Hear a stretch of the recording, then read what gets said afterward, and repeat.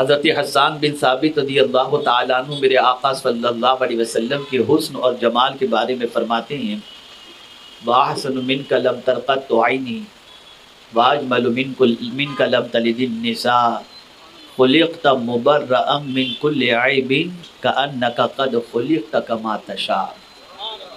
حضرت حسان بن ثابت رضی اللہ تعالیٰ عنہ فرماتے ہیں میری آنکھوں نے آپ جیسا حسین دیکھا ہی نہیں ہے، اور کسی ماں نے آپ جیسا جمیل پیدا ہی نہیں فرمایا۔ ہر عیب سے اللہ عز و جل نے آپ کو پاک پیدا فرمایا، ایسا پیدا فرمایا جیسا کہ آپ پیدا ہونا چاہتے تھے۔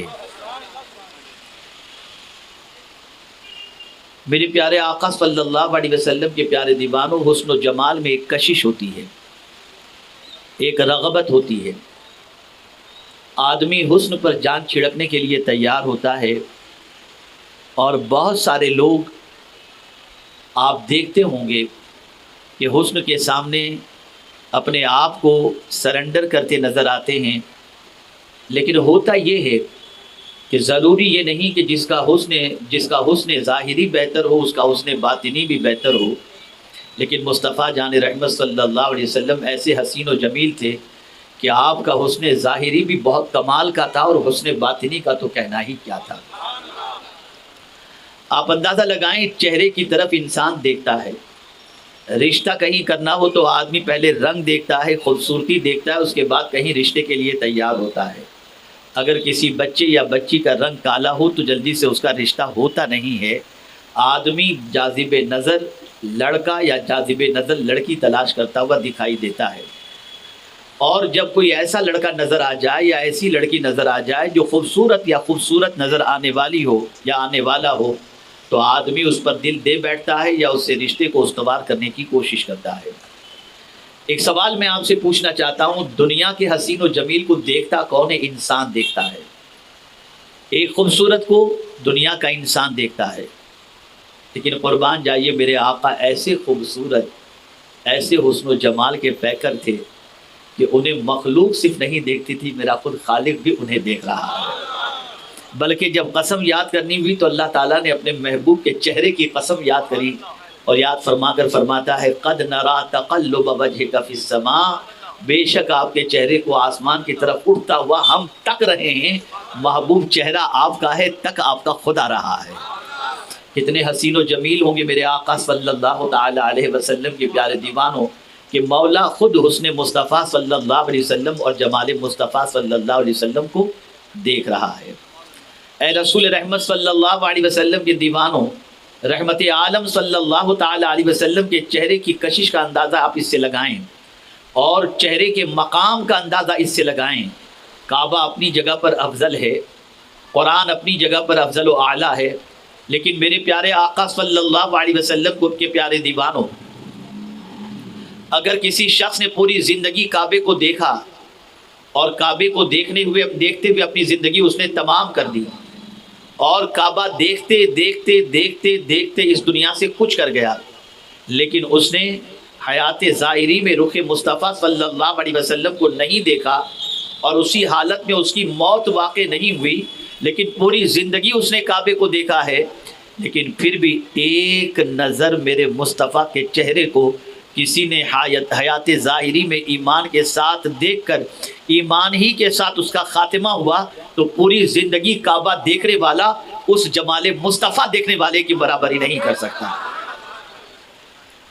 آپ اندازہ لگائیں، جس نے حضور صلی اللہ علیہ وسلم کے چہرے مبارک کو دیکھا، اس کی عظمتوں کا عالم یہ ہے کہ آقا کریم صلی اللہ علیہ وسلم ارشاد فرماتے ہیں جس جنگ کے اندر میرا کوئی صحابی شریک ہو، اللہ تعالیٰ اس کے عوض کے اندر اس جنگ کے اندر فتح عطا فرماتا ہے۔ صحابی کے نام اعمال کے اندر جو سب سے بڑا کمال اور سب سے بڑا عمل موجود ہوتا ہے وہ مصطفیٰ پیارے صلی اللہ علیہ وسلم کے رخ پاک کا دیکھنا، جمال مصطفیٰ صلی اللہ علیہ وسلم کی زیارت سے مشرف ہونا۔ آپ اندازہ لگائیں، یہی وجہ ہے کہ صحابہ کرام علیہم الرضوان آقا کریم صلی اللہ تعالی علیہ وسلم کے چہرے مبارک کے دیکھنے کے سلسلے میں اتنے بے چین چین رہتے، اتنے بے قرار رہتے کہ اللہ اکبر، ایک مرتبہ ایک صحابی بارگاہ رسول صلی اللہ علیہ وسلم میں حاضر آئے، چہرہ اترا ہوا تھا، رحمت عالم صلی اللہ علیہ وسلم نے اترے ہوئے چہرے کو دیکھا تو صحابی سے دریافت فرماتے ہیں کیا بات ہے آج تمہارا چہرہ اترا ہوا ہے؟ غالباً وہ حضرت ثوبان تھے رضی اللہ تعالی عنہ۔ فرماتے ہیں سرکار صلی اللہ علیہ وسلم کیا گھر میں کوئی معاملہ ہو گیا، کیا کوئی طبیعت خراب ہو گئی، کوئی پریشانی لاحق ہو گئی کہ تمہارا چہرہ اترا ہوا ہے؟ ظاہر سی بات ہے انسان کو غم دل کے اندر ہوتا ہے، لیکن چہرہ کھلی ہوئی کتاب کی طرح اس غم کی عکاسی کرتا ہوا دکھائی دیتا ہے۔ آدمی چہرہ دیکھ کر پہچان لیتا ہے کہ یہ خوش ہے یا غمگین ہے۔ چہرہ انسان کی کھلی ہوئی کتاب ہے، خوش چہرہ صاف نظر آتا ہے، غمگین چہرہ بھی صاف نظر آتا ہے۔ چہرے پر خوشی کی لکیریں بھی ہوتی ہیں اور چہرے پر غم کی لکیریں بھی ہوتی ہیں۔ اللہ اکبر، رسول رحمت صلی اللہ تعالی علیہ وسلم نے جب اپنے صحابی کے چہرے کو اترا ہوا دیکھا اور غموں سے نڈھال دیکھا، پوچھا رحمت عالم صلی اللہ علیہ وسلم نے میرے صحابی یہ تو بتاؤ تمہارا چہرہ کیوں اترا ہوا ہے؟ عرض کرتے ہیں حضور ایک خیال نے مجھے بے چین کر دیا جس کی وجہ سے میرا چہرہ اتر گیا اور میں بے چین ہو گیا۔ سرکار فرماتے ہیں بتاؤ وہ کون سا خیال ہے، وہ کون سی سوچ ہے؟ عرض کرتے ہیں سرکار معاملہ سب سے بڑا یہ ہے کہ آج مان یہ خیال آیا کہ ایک دن ہم بھی اس دنیا سے چلے جائیں گے، ظاہری طور پر آپ بھی اس دنیا سے پردہ فرما جائیں گے، کل بروز قیامت جنت میں پتہ نہیں آپ کہاں ہوں گے اور جنت میں پتہ نہیں ہم کہاں ہوں گے، لیکن جنت میں اگر آپ کا دیدار نہیں ہوگا تو ہمارے لمحات کیسے کٹیں گے؟ بس آپ کی جدائی کا تصور اور آپ کے چہرے مبارک کے زیارت سے محرومی کے تصور نے مجھے بے چین کر دیا ہے۔ ادھر ایک عاشق رسول دیدار رسول کے لیے تڑپتے ہوئے جب یہ کلمات کہتا ہے تو مصطفیٰ جان رحمت کے عاشق کی اس تڑپ کے اوپر اللہ کو پیار آ جاتا ہے، فوراً جبریل امین کو پروردگار بھیجتا ہے، آیت کریمہ لے کر جبریل امین حاضر ہو جاتے ہیں، وَمَن يُطِعِ اللَّهَ وَرَسُولَهُ فَأُولَٰئِكَ مَعَ الَّذِينَ أَنْعَمَ اللَّهُ عَلَيْهِمْ مِنَ النَّبِيِّينَ وَالصِّدِّيقِينَ وَالشُّهَدَاءِ وَالصَّالِحِينَ وَحَسُنَ أُولَٰئِكَ رَفِيقًا۔ جو اللہ اور اس کے رسول کی اطاعت کرے، اللہ اکبر، قیامت میں اس کا حشر کس کے ساتھ ہوگا؟ وہ کس کے ساتھ ہوگا؟ وہ انبیاء کے ساتھ ہوگا، صدیقین کے ساتھ ہوگا، شہداء کے ساتھ ہوگا، صالحین کے ساتھ ہوگا۔ پتہ چلا حضور کی محبت میں جو زندگی گزارے قیامت میں اللہ تعالیٰ حضور کی رفاقت اسے نصیب فرما دے گا۔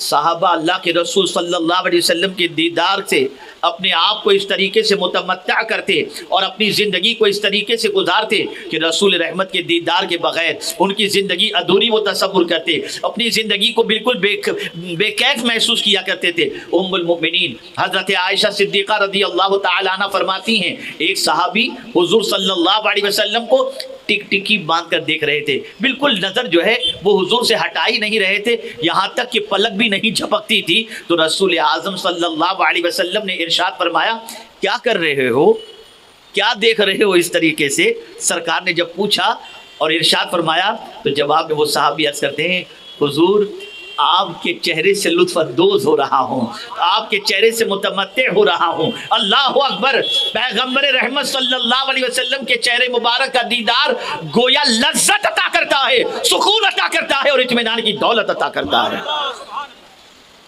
کہاں کہاں حضور کا چہرے مبارک کا جلوہ سکون عطا نہیں کرتا۔ موت کے وقت انسان کی روح کے قبض کرنے کا تصور اور اس وقت کے کرب و اضطراب کی کیفیت، قرآن نے کہا بجاءت سکرۃ الموت بالحق، وہ اتنی سخت ترین کیفیت ہوتی ہے جسم سے روح کے نکلنے کے وقت کی کیفیت کہ اللہ کے رسول صلی اللہ علیہ وسلم فرماتے ہیں 360 تلواروں کے وار کسی پر کیے جائیں اس میں اتنی تکلیف نہیں ہوتی جتنی تکلیف جسم سے روح کے نکلتے وقت ہوا کرتی ہے، یہ تکلیف۔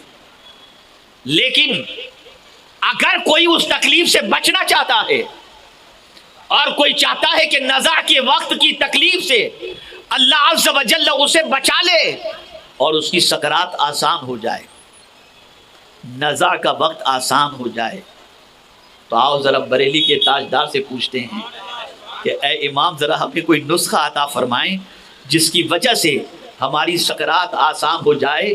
تو اعلیٰ حضرت عظیم البرکت امام عشق و محبت کہتے ہیں یا الہی بھول جاؤں نزع کی تکلیف کو، یا الہی بھول جاؤں نزع کی تکلیف ہو، شادی دیدار حسن مصطفیٰ کا ساتھ، مصطفیٰ پیارے صلی اللہ علیہ وسلم کے دیدار کی خوشی اس وقت نصیب ہو جائے ہم رخ مصطفیٰ دیکھتے رہیں اور سکرات کا مرحلہ آسانی سے گزرتا چلا جائے۔ جمال مصطفیٰ صلی اللہ علیہ وسلم ہر تکلیف کا حل ہے، جمال مصطفیٰ صلی اللہ علیہ وسلم ہر مصیبت کا حل ہے، جمال مصطفیٰ صلی اللہ علیہ وسلم ہر غم کا علاج ہے۔ میرے پیارے آقا صلی اللہ تعالی علیہ وسلم کے پیارے دیوانوں، حضرت یوسف علیہ نبینا علیہ الصلاۃ والتسلیم قحط کے زمانے کے اندر جتنا بھی مال خزانے کے اندر موجود تھا، آپ نے سارا مال، سارا آٹا غریبوں میں تقسیم کرنے کا حکم دے دیا، سارا آٹا غریبوں میں تقسیم کر دیا گیا۔ اور ابھی قحط کے زمانے کو ختم ہونے میں 3 مہینے اور باقی تھے، 3 مہینے باقی تھے۔ بھوک سے نڈھال انسان اناج نہ ملنے کی بنیاد پر اپنے بھوک کا اضطراب کیسے دور کرتا؟ حضرت جبریل امین علیہ الصلاۃ والتسلیم بارگاہ یوسف علیہ السلام میں حاضر آئے، عرض کرنے لگے یا یوسف آپ ایک کام کریں، حجاب ہٹائیں، پردہ ہٹائیں، بھوکوں کو اپنے چہرے کی زیارت کرائیں، آپ کے چہرے کی زیارت سے بھوکوں کی بھوک مٹ جایا کرے گی۔ چنانچہ حضرت یوسف علیہ الصلاۃ والتسلیم حجاب ہٹاتے ہیں اور حجاب ہٹانے کی بنیاد پر 3 مہینے تک لوگ دیدار یوسف کر کے اپنی بھوک کو مٹاتے ہیں۔ لیکن اللہ اکبر، مولا علی فرماتے ہیں کہ جانتے ہو میرے نزدیک مصطفیٰ کے دیدار کی پوزیشن کیا ہے؟ مصطفیٰ کا دیدار کھانے پینے اور مجھے ٹھنڈے پانی سے بھی زیادہ محبوب ہے، اس لیے کہ ہر تکلیف اور ہر غم کا علاج رخ مصطفیٰ کے دیدار کے اندر اللہ نے محفوظ رکھا ہے۔ یہی وجہ ہے کہ صحابہ جب بے چین ہوتے تو حضور کے چہرے مبارک کی زیارت کر لیتے، انہیں سکون مل جاتا۔ رسول رحمت صلی اللہ علیہ وسلم کے دیدار سے استفادہ کرتے، ان کی پریشانی دور ہو جاتی، غم ہلکا ہو جاتا۔ اے رسول رحمت صلی اللہ علیہ وسلم کے دیوانوں، ہم اس رسول کے ماننے والے ہیں اور اس پیغمبر رحمت صلی اللہ علیہ وسلم کے امتی ہیں جن کے چہرے کے اندر اللہ نے اتنی کشش رکھی، اتنا حسن و جمال عطا فرمایا کہ میرے پیارے آقا صلی اللہ علیہ وسلم کے پیارے دیوانوں، حضرت عبداللہ ابن سلام رضی اللہ تعالی عنہ یہودیوں کے بہت بڑے عالم، مدینہ منورہ میں شور بپا ہوتا ہے، آخری نبی کا دعوے دار مدینے میں حاضر ہو چکا ہے جو یہ کہہ رہا ہے میں اللہ کا آخری نبی ہوں۔ حضرت عبداللہ ابن سلام بڑے عالم تھے یہودیوں کے، بڑا عبور تھا علم کے اوپر۔ ان کے دل میں خیال پیدا ہوا جس نے نبوت کا دعویٰ کیا ہے، ختم نبوت کا دعویٰ کیا ہے، آخری نبی ہونے کا دعویٰ کیا ہے، ذرا چل کر میں اسے دیکھوں تو صحیح کہ وہ ہیں کیسے، کیا واقعی وہ آخری نبی ہیں، کیا واقعی وہ اللہ کے نبی ہیں؟ اللہ اکبر۔ اب آپ دیکھیں حضرت عبداللہ ابن سلام فرماتے ہیں میں پہنچا اور جب پہنچا تو کیا دیکھتا ہوں، جہاں رسول اعظم صلی اللہ علیہ وسلم تشریف فرماتے تو رحمت عالم صلی اللہ علیہ وسلم کے ارد گرد صحابہ ایسے لگ رہے تھے جیسے چاند، جیسے تارے، اور درمیان میں حضور ایسے لگ رہے تھے جیسے 14ویں کا چاند چمک رہا ہو۔ چہرہ دیکھتے ہی میرے دل نے گواہی دے دی یہ سچے نبی ہیں، اور اسی وقت کلمہ پڑھ کر کے میں مسلمان ہو گیا۔ یہ مصطفیٰ پیارے کے چہرے مبارک کی کیفیت آپ ذرا سوچو، آپ ذرا اندازہ لگاؤ، ہم اس رسول کے ماننے والے ہیں جن کے حسن و جمال کا کیا کہنا، ان کے جیسا حسین و جمیل اللہ نے کسی کو پیدا ہی نہیں فرمایا۔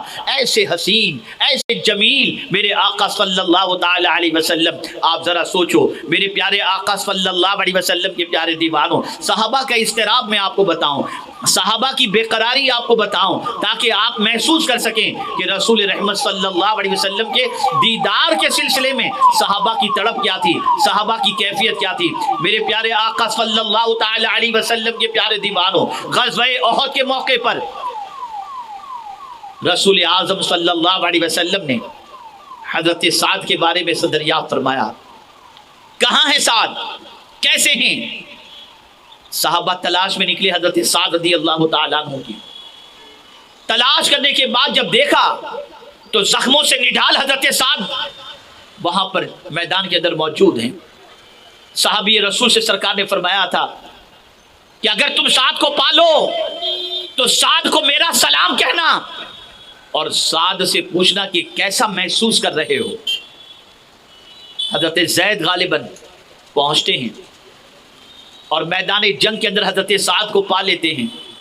پا لینے کے بعد حضرت سعد رضی اللہ تعالیٰ عنہ کو زخموں سے تو حضرت سعد رضی اللہ تعالیٰ عنہ کو پا لینے کے بعد حضرت زید رضی اللہ تعالیٰ عنہ کہتے ہیں آقائے کریم صلی اللہ علیہ وسلم نے آپ کو سلام پیش کیا ہے. زخموں سے نڈھال سعد جب رسول اعظم صلی اللہ علیہ وسلم کا سلام سنتے ہیں تو پورے وجود کے اندر طاقت جمع کر کے حضور صلی اللہ علیہ وسلم کے سلام کا جواب دیتے ہیں. اور اس کے بعد وہ صحابی حضرت سعد سے پوچھتے ہیں اے سعد ذرا یہ بتاؤ میرے آقا نے یہ بھی پوچھا ہے کہ اس وقت تم اپنے آپ کو کیسا محسوس کر رہے ہو. سچویشن ہے جانکنی کی، سچویشن ہے روح کے نکلنے کی، سچویشن ہے زخموں سے نڈھال، سچویشن ہے ایسی کہ اب روح پرواز ہوگی کہ کب روح پرواز ہوگی. ایسی سچویشن میں حضرت سعد رضی اللہ تعالیٰ عنہ صحابی رسول سے کہتے ہیں حضور سے میرا سلام کہہ کر عرض کرنا کہ حضور نے دریافت فرمایا ہے کہ میں کیا محسوس کر رہا ہوں، تو عرض کر دینا میں اس وقت جنت کی خوشبو محسوس کر رہا ہوں. اور اس کے بعد حضرت سعد رضی اللہ تعالیٰ عنہ نے فرمایا کہ تم سارے صحابہ کو میرا یہ پیغام دے دو کہ اگر کسی کے ہوتے ہوئے مصطفیٰ جان رحمت کو بال برابر بھی اذیت پہنچی یا تکلیف پہنچی تو تم میں کا کوئی میدان محشر میں اللہ کو منہ دکھانے کے لائق نہیں ہوگا. ام المؤمنین حضرت عائشہ صدیقہ رضی اللہ تعالیٰ عنہ فرماتی ہیں کہ ایک صحابی زخموں سے نڈھال ایک میدان کے اندر موجود ہیں اور آقا کریم صلی اللہ علیہ وسلم کو یاد کر رہے ہیں.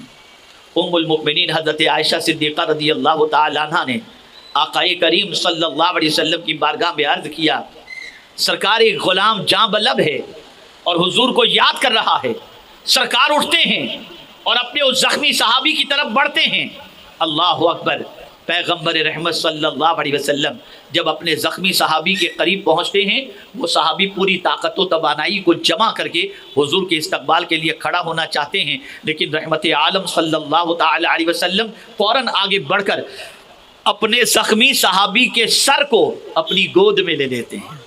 قربان جائیے اس لمحے پر اور اس صحابی کی قسمت پر جس کے سر کو سرکار نے اپنی گود میں لے لیا ہو.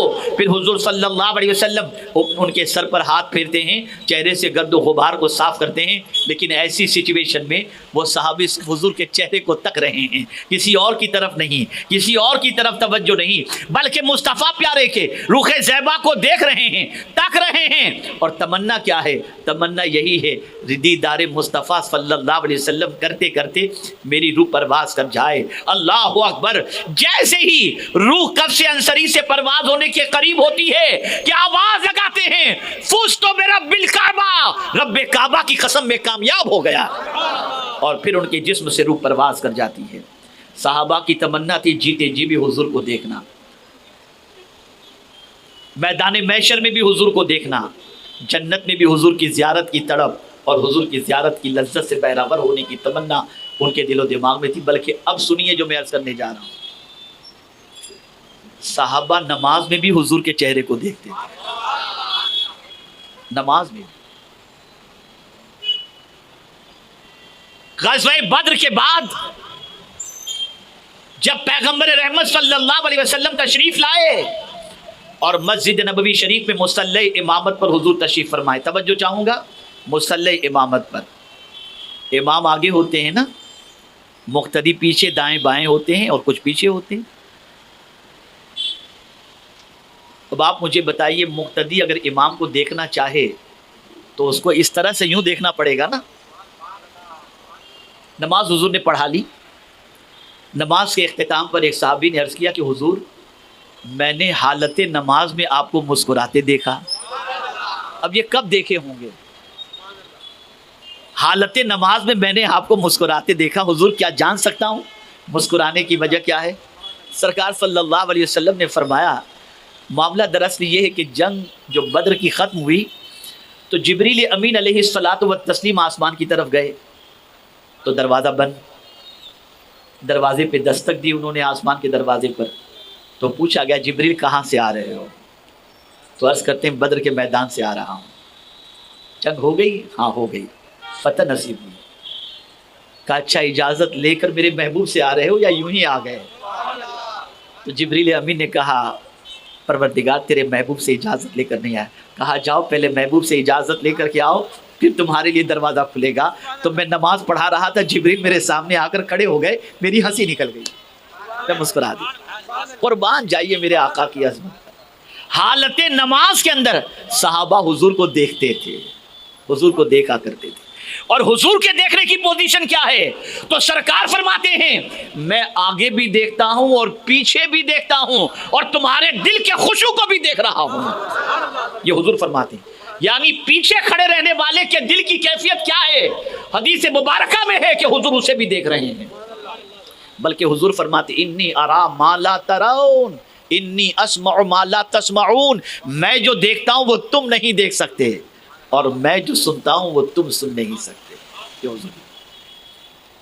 ایک اور بات عرض کروں حضور کے چہرے کے بارے میں. سرکار صلی اللہ علیہ وسلم کا اس دنیا سے کچھ کرنے کا وقت، ظاہری طور پر پردہ فرمانے کا وقت قریب آ گیا. مصلی امامت پر سیدنا صدیق اکبر رضی اللہ تعالیٰ عنہ تشریف فرمائیں. اللہ کے رسول صلی اللہ تعالیٰ علیہ وسلم اپنے غلاموں کی سچویشن دیکھنے کے لیے حالت علالت میں دروازے سے پردے کو ہٹاتے ہیں، حجرہ مبارک سے پردے کو ہٹاتے ہیں اور دیکھتے ہیں کہ صحابہ کیا کر رہے ہیں. صدیق اکبر مصلی امامت پر تھے. جیسے ہی چرچراہٹ کی آواز آئی پردے کی، صدیق اکبر نے محسوس کیا کہ سرکار تشریف لا کر مصلی امامت پر تشریف لانا چاہتے، تو صدیق اکبر پیچھے ہونے لگے. حضور نے فرمایا ابو بکر تم ہی نماز پڑھاؤ. وہ آگے بڑھے. لیکن ایسی سچویشن میں صحابہ کا رخ کعبے سے ہٹ کر کعبے کی طرف ہو گیا. سب حضور کی طرف متوجہ ہوئے. بخاری کی حدیث ہے، صحابی کہتے ہیں جب ہم نے حضور کے چہرے کو دیکھا تو خدا کی قسم ایسا لگ رہا تھا جیسے کھلا ہوا قرآن ہمارے سامنے موجود ہو. قرآن کا ورق ہمارے سامنے کھلا ہوا قرآن. یہ حضور صلی اللہ علیہ وسلم کی روح زیبا کی سچویشن. اللہ اکبر. اسی لیے میرے اعلیٰ حضرت کیا خوب کہتے ہیں، کیا خوب کہتے ہیں، وہ کمال حسن حضور ہے کہ گمان نقص جہاں نہیں. آپ گلاب سے تشبیہ دیں تو گلاب کے ساتھ کانٹے بھی ہوتے ہیں نا، گلاب کے ساتھ کانٹے بھی ہوتے ہیں. میرے حضور کا چہرہ ایسے گلاب سے زیادہ چمکتا ہوا کہ وہاں کانٹوں کا گزر ہی نہیں ہے. بلکہ کہتے ہیں یہی پھول خار سے دور ہے، یہی شمع ہے کہ دھواں نہیں ہے. کہ شمع کے اندر دھواں ہوتا ہے. مصطفیٰ ایسے حسین ہیں کہ وہاں دھواں ہے ہی نہیں، اس لیے کہ دھویں سے تکلیف ہوتی ہے اور کانٹے سے تکلیف ہوتی ہے. حضور کا حسن ایسا عظیم حسن ہے کہ وہاں کانٹا ہے ہی نہیں اور شمع ایسی ہے کہ وہاں دھواں ہے ہی نہیں. دیکھنے والے کو تکلیف نہیں، دیکھنے والے کو راحت نصیب ہوتی ہے. اب آئیے آخری بات عرض کرتے ہوئے میں آپ کے ضمیر کو جھنجھوڑنا چاہوں گا، آپ کی طبیعت کے اندر کچھ حرارت پیدا کرنا چاہوں گا. آپ ذرا سوچیں، تڑپ حضور کے دیدار کی یہ بہت عظیم شے ہے. اور جسے حضور کے دیدار کی تڑپ کا جذبہ جس کے اندر تڑپ پیدا ہو جائے، اس کی رات یاد مصطفیٰ صلی اللہ علیہ وسلم میں گزرتی ہے. آئیے میں آپ کو بتاؤں صدیق اکبر رضی اللہ تعالیٰ عنہ سے متعلق حضرت محبوب الہی رحمت اللہ تعالیٰ علیہ فرماتے ہیں کہ اللہ اکبر. صبح جب حضور صلی اللہ علیہ وسلم اپنے حجرے مبارک کے دروازے کو کھولتے تو دہلیز پر صدیق اکبر کو سرکار پاتے کہ صدیق اکبر دہلیز مصطفیٰ صلی اللہ علیہ وسلم پر اپنا رخسار رکھ کر. رخسار کی بات آئی ہے. آدمی رخسار کرے گا تو یوں ہی کر کے لیٹے گا نا، رخسار کر کے بیٹھا ہوگا تو دروازے پر ٹکٹکی باندھ کر. اللہ اکبر. سرکار دروازہ کھولتے، صدیق اکبر پر نظر پڑتی، پوچھتے ابو بکر کیا بات ہے، اتنی صبح صبح تم آ کر یہاں دروازے پر بیٹھ گئے؟ تو عرض کرتے حضور بڑی مشکل سے جدائی میں رات کٹتی ہے، سوچتا ہوں صبح اٹھ کے سب سے پہلے دیکھوں تو آپ کے حسن و جمال کو دیکھوں، آپ کے روح زیبا کو دیکھوں. تو میرے اعلیٰ حضرت اس دیدار کی تڑپ کے اندر کہتے ہیں جان دے دو، جان دے دو، وعدہ دیدار پر نقد اپنا دام ہو ہی جائے گا. اور سرکار سیدی حضور مفتی اعظم ہند علیہ رحمت و رضوان نے تو کمال کر دیا. اور کس حد تک ان کی نگاہوں میں جلوہ مصطفیٰ صلی اللہ علیہ وسلم سمایا ہوا تھا کہ کہتے ہیں فرشتوں پوچھتے کیا ہو کہ کس کی امت ہو، فرشتوں پوچھتے کیا ہو کس کی امت ہو؟ لو دیکھ لو، ہے تصویر یار آنکھوں میں، لو دیکھ لو، ہے تصویر یار آنکھوں میں۔ ارے تم مجھ سے پوچھتے ہو میں کس کی امت ہوں؟ آؤ میری آنکھوں میں دیکھ لو، کسی اور کا حسن نہیں، میری آنکھوں میں جمال مصطفیٰ محفوظ ہے۔ یہ وہی کہہ سکتا ہے جس کی نگاہیں جلوے یار کے اندر اور دیدار مصطفیٰ میں ڈوبی ہوئی ہوں۔ اب میں آپ سے پوچھنا چاہتا ہوں، کیا کوئی رات آپ کو ایسی یاد ہے جس میں آپ اس طرح سے سوئے ہوں، اس تصور سے سوئے ہوں کہ مجھے بھی حضور کا دیدار نصیب ہو جائے؟ یاد ہے کوئی رات؟ کیا کبھی ایسی کوشش کی آپ نے زندگی میں؟ کیا کبھی یہ تڑپ پیدا ہوئی جس رسول کے امتی ہیں اس رسول کا جلوہ ہم دیکھ لیں؟ نہیں۔ میں یہ نہیں کہنا چاہتا کہ کیا دیکھنے میں رات گزر جاتی ہے، کس کو دیکھنے میں رات گزر جاتی ہے، نہیں، سب اپنے بارے میں بہتر جانتے ہیں۔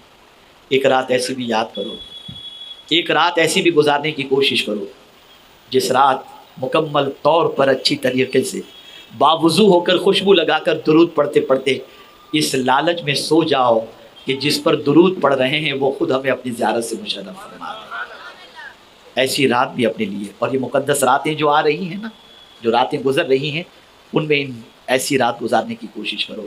اور جانتے ہیں، میں ایک نسخہ آپ کے سامنے پیش کرتا ہوں۔ تفسیر روح البیان کے مفسر علامہ اسماعیل حقی رحمۃ اللہ تعالی علیہ سے کسی نے سوال پوچھا کہ میں حضور کی زیارت کرنا چاہتا ہوں، مجھے کوئی نسخہ عطا فرمائیں۔ میں حضور کی زیارت کرنا چاہتا ہوں، مجھے کوئی نسخہ عطا فرمائیں۔ تو علامہ اسماعیل حقی رحمۃ اللہ تعالی علیہ نے فرمایا، قرآن کو دیکھتے رہو، کسی دن صاحب قرآن کا جلوہ نظر آ جائے گا۔ لیکن جو قوم کیا دیکھ رہی ہے قوم ہی جانتی ہے، کیا دیکھنے میں رات گزرتی ہے یہ قوم ہی جانتی ہے۔ پتہ نہیں رمضان شریف کے بعد قرآن دیکھا بھی ہو کہ نہ دیکھا ہو۔ یہ تو ہم دیکھتے ہیں کہ آن لائن ہمارا دوست لاسٹ کب تھا، کبھی یہ بھی دیکھو کہ لاسٹ قرآن شریف ہم نے کب کھولا تھا، یہ بھی دیکھو۔ آج ایسے مرحلے سے ہم گزر رہے ہیں کہ ہمارا تعلق بالرسول ٹمٹماتے ہوئے دیے کی طرح ہے، اور عشق رسول صلی اللہ علیہ وسلم کا عشق رسول صلی اللہ علیہ وسلم کا دیا ہمارے سینے میں بجھنے کے قریب ہے۔ میں آپ سے ایک سوال پوچھنا چاہتا ہوں، اور وہ سوال یہ ہے، کل بھی میں نے کہا تھا، اور آج بھی، کل میں نے اندور میں کہا تھا، آج میں آپ کو یہاں کہہ رہا ہوں، حضور سے ہمارا رشتہ ٹیمپرری نہیں ہے کہ کبھی رشتہ جوڑ لیا کبھی توڑ دیا، نہیں۔ دنیا کے سارے رشتوں سے افضل انسانوں میں رشتہ حضور صلی اللہ علیہ وسلم سے۔ آئیے میں آپ کو سمجھاؤں، سارے رشتے خون کے بھی دم توڑ دیتے ہیں، لیکن حضور کا رشتہ کبھی دم نہیں توڑتا۔ سمجھاتا ہوں، باپ بیٹے کا رشتہ، روح سے جسم پرواز کر گئی باپ کی، باپ کے مال پر بیٹے کا قبضہ ہو گیا، بیوی کا قبضہ ہو گیا، اور قیامت کے دن یہی باپ اپنے بیٹے کے لیے کچھ بھی نہیں کر سکے گا، بلکہ قرآن کہتا ہے لِكُلِّ امْرِئٍ مِّنْهُمْ يَوْمَئِذٍ شَأْنٌ يُغْنِيهِ، ہر کوئی ایک دوسرے سے بے نیاز ہو جائے گا۔ يَوَدُّ الْمُجْرِمُ لَوْ يَفْتَدِي مِنْ عَذَابِ يَوْمَئِذٍ بِبَنِيهِ، مجرم قیامت میں تمنا کرے گا کہ میری تکلیف کی جگہ پر میرا بیٹا تکلیف میں ہو اور مجھے اللہ نجات عطا فرمائے۔ باپ بیٹے کا رشتہ قیامت میں کام نہیں آ رہا۔ دنیا میں جتنے بھی رشتے ہیں قیامت میں سب ہاتھ چھوڑ دیں گے، ہاتھ جھٹک دیں گے، لیکن ایک رشتہ ایسا ہے جو ہمیں زمین کے اوپر بھی کام آتا ہے۔ میں آپ کو سمجھاؤں، ماں باپ کا رشتہ قبر کی دہلیز تک، قبر میں بیٹے کو لٹا دیا گیا، باپ واپس چلا گیا، ماں گھر میں روتی رہی، قبر کے اندر کوئی نہیں آ رہا، قبر میں آئے گا تو کون؟ آمنہ کا لال، مدینے کے تاجدار۔ یہ رشتہ وہاں میں سوال پوچھا جائے گا، ما کنت تقول فی حق ھذا الرجل، حضور کے بارے میں پوچھا جائے گا کیا رشتہ تھا بتاؤ۔ میدان محشر میں باپ بھاگ رہا ہوگا، ماں بھاگ رہی ہوگی، بیوی بھاگ رہی ہوگی، دوست بھاگ رہے ہوں گے، لیکن قربان جائیے اگر سچا پکا کوئی مسلمان ہے اور غلام رسول ہے تو میرے امام کہتے ہیں آسیو تھام لو دامن ان کا، وہ نہیں ہاتھ جھٹکنے والے، سب ہاتھ چھوڑ دیں گے، حضور تمہارا ساتھ نہیں چھوڑیں گے۔ تو ہمارا رشتہ حضور سے ٹیمپرری نہیں ہے، پرماننٹ رشتہ ہے۔ اس پرماننٹ رشتے کو باقی رکھنے کی کوشش کرو، اور اس رشتے کو باقی رکھنے کے لیے فاروق اعظم کے فارمولے پر عمل کرو۔ فاروق اعظم کا فارمولہ یہ تھا، بلاتے تھے صحابہ کو، بیٹھو بیٹھو، سب بیٹھتے اور کہتے آؤ پھر سے ہم تجدید وفا کر لیں، پھر سے ہم تجدید ایمان کر لیں، اور اس طرح سے بیٹھ کر پھر ذکر چھڑ جاتا تھا تو کبھی توحید کا، کبھی مصطفیٰ پیارے صلی اللہ علیہ وسلم کا، اس طرح سے رشتہ غلامی مصطفیٰ کا اور رشتہ پروردگار کی بندگی کا مضبوط سے مضبوط تر ہو جاتا۔ لیکن آج ہمارا حال یہ ہے کہ بیٹھتے ہیں تو گفتگو، گانے، پکچر، گناہ، بدکاریاں، برائیاں، بس یہی ہمارا رشتہ حضور سے جڑتا ہوا دکھائی نہیں دیتا۔ اس رشتے کو مضبوط کرو، اور یہ بات اچھی طرح سے ذہن کے اندر محفوظ کر لو کہ حضور جیسا حسین و جمیل اللہ نے کسی کو پیدا نہیں فرمایا۔ ہر حسن پر تم جان چھڑکتے ہو، جس حسن کی قسم مولا نے یاد فرمائی اس پر بھی اپنا تن من دھن قربان کرنے کے لیے تیار ہو جاؤ، اور وہ حسین و جمیل میرے آقا صلی اللہ علیہ وسلم کی ذات بابرکت ہے، مصطفیٰ جان رحمت صلی اللہ علیہ وسلم ہیں۔ کس طرح سے دیدار مصطفیٰ کی تڑپ پیدا ہوگی؟ آپ پڑھو حضور کا چہرہ مبارک کیسا تھا، آپ پڑھو حضور کی زلف مبارک کیسی تھی، آپ پڑھو حضور صلی اللہ علیہ وسلم کی آنکھ مبارک کیسے تھی۔ جب آپ پڑھتے چلے جاؤ گے تو ایک دن جلوہ یار نگاہوں کے سامنے آ جائے گا۔ اے رسول اعظم صلی اللہ علیہ وسلم کے دیوانوں، گناہوں سے رشتہ توڑو اور حضور سے اپنے رشتے کو جوڑو۔ اللہ رب العزت جل جلالہ آقا کریم صلی اللہ علیہ وسلم کے صدق و طفیل مجھے آپ کو سب کو رحمت عالم صلی اللہ علیہ وسلم کی محبت میں زندگی گزارنے کی توفیق نصیب فرمائے، اور پروردگار جل جلالہ آقا کریم صلی اللہ علیہ وسلم کا دیدار ہم سب کو نصیب فرمائے، اور ہر پریشانی کے وقت رخ مصطفیٰ ہماری تسلی کا سامان بن کر ہمارے سامنے آ جائے، جیسا کہ نزع کے وقت جو روح کے قبض کرنے کا اور سکرات کا وقت ہوتا ہے، اس وقت کی کیفیت کے بارے میں جیسا کہ حضور نے فرمایا 360 تلوار کے زخم، اس سے بھی سخت ترین تکلیف جو ہے وہ جسم سے روح نکلتے وقت ہوتی ہے، یہ سکرات کا وقت ہوتا ہے، جس کے بارے میں قرآن کہتا ہے وَجَاءَ سَكْرَةُ الْمَوْتِ بِالْحَقِّ ذَلِكَ مَا كُنْتُم مِّنْهُ تَحِيدُ۔ اللہ اکبر، موت کی سکرات حق ہے، اور اس کی دعا اس کے سلسلے میں خود حضور فرمایا کرتے اللہم حوِّن علیہ سکرات الموت۔ لیکن جب میں بریلی کے تاجدار کو دیکھتا ہوں کہ اے امام عشق و محبت، ذرا یہ تو بتاؤ ہمارا نزع کا وقت آسان کیسے ہو جائے، تو اعلیٰ حضرت کہتے ہیں یا الہی بھول جاؤں نزع کی تکلیف کو، شادی دیدار حسن مصطفیٰ کا ساتھ ہو۔ اللہ ہم سب پر کرم کی نظر فرمائے۔